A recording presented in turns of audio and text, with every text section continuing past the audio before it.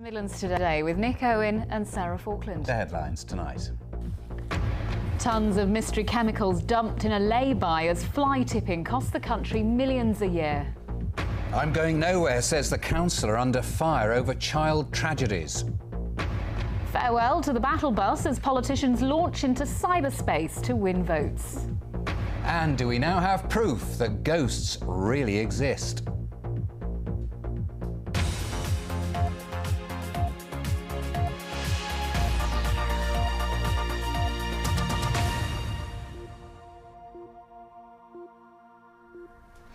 Good evening, welcome to Tuesday's Midlands Today from the BBC. Tonight, can you help catch whoever's behind the worst fly tipping the Environment Agency's ever seen? 160 drums of chemicals were dumped in a trailer in a lay-by along a busy main road.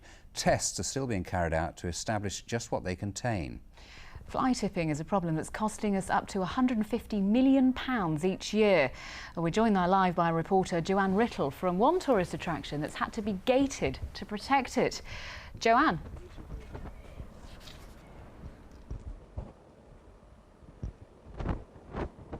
Okay. Yes, I'm on the Staffordshire Way near Rugeley in Staffordshire, which has had more than its fair share of fly tipping problems. In fact, vehicles can no longer get down here. Now, the Environment Agency told me that last year there were more than 70 prosecutions, and that led to fines totalling £23,000. In actual fact, you can be fined up to £50,000 or face up to 6 months in jail for fly tipping. Now, councils here in the Midlands really are clamping down. Take a city like Birmingham, for example. Last year there were more than 21,000 cases of fly tipping, and that cost £1.3 million to clear up. Now, in a moment I'll be talking to those suffering and the people trying to catch fly tippers. But first, Colin Pemberton reports more on the efforts to find out more about the mystery chemicals dumped by a busy roadside. It says Tesco, but it's nothing to do with Tesco. Their trailer was stolen. It was left in a lay-by 3 weeks ago. Under police escort, its potentially highly dangerous cargo was brought here to the Veolia Specialist Waste Treatment Centre near Walsall. We don't know what it is, and it's only after Veolia have finished their analysis that we'll know exactly what we're dealing with and what the best way is to dispose of it safely. 3 drums were carefully brought out with a forklift truck. Specialist chemists donned full personal protective equipment to open the first of the 45-gallon drums.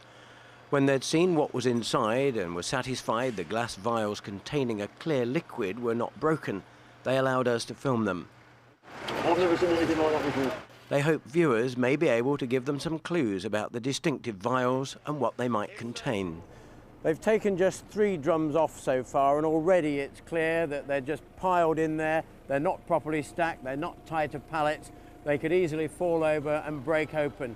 It's going to be a long job. It just highlights how irresponsible it is people tipping this material. We don't know what's in all the other drums. This is going to be a very long, drawn-out process to empty this vehicle out safely. The police want to hear from anyone who remembers the trailer and the tractor unit pulling it, either in factory yards or at the lay-by on the A53 at Hodnet in Shropshire in mid to late April. Laboratory tests are now underway to solve the mystery. Colin Pemberton, BBC Midlands Today. This is join us back here on the Staffordshire Way, and I'm joined by someone who lives locally, Andy Chappell, and a Lichfield District Councillor, Tony Hill. Turning to you first, Andy, you live locally. Just how big a problem is it here?